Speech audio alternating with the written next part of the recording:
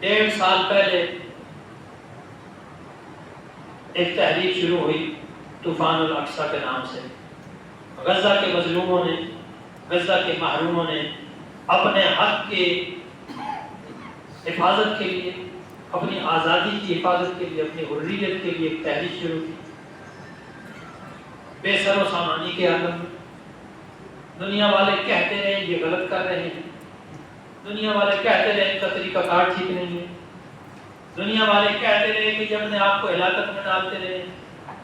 اور ہم دیکھتے ہیں کہ شروع میں بہت زیادہ نقصان ہوا۔ ہم دیکھتے ہیں کہ غزہ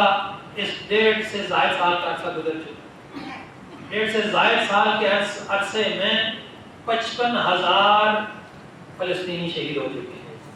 55,000 سے زائد فلسطینی شہید ہو چکے ہیں، اور 1,30,000 سے زیادہ زخمی ہو چکے ہیں۔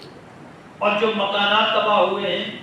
جو ہاسپٹلز تباہ ہوئے ہیں، جو سکولز تباہ ہوئے ہیں، جو رہائشی بلڈنگز تباہ ہوئی ہیں، ان کا اگر حساب کیا جائے تو جو نقصان، مالی نقصان ہے، وہ اربوں کے لحاظ سے جا کر بنتا ہے۔ لیکن میں قربان جاؤں ان لوگوں کے ایمان پہ کہ انہوں نے پھر بھی اپنی آزادی کا سودا نہیں کیا، اپنی حریت کا سودا نہیں کیا، وہ میدان میں ڈٹ کر کھڑے رہے۔ اور اسرائیل جو اپنی طاقت کے نشے میں چور تھا، جو ان نہتے لوگوں پر بمباری کر کے یہ سمجھ رہا تھا کہ میرا کوئی مقابل نہیں ہے، اس نے کہا کہ یہ لوگ اگر میدان میں کھڑے ہیں تو اس کی وجہ یہ ہے کہ ان کی پشت پر ایران ہے، ان کا حامی ایران ہے، لہذا ایران کا خاتمہ کیا جائے، ایران کے اوپر حملہ کیا جائے۔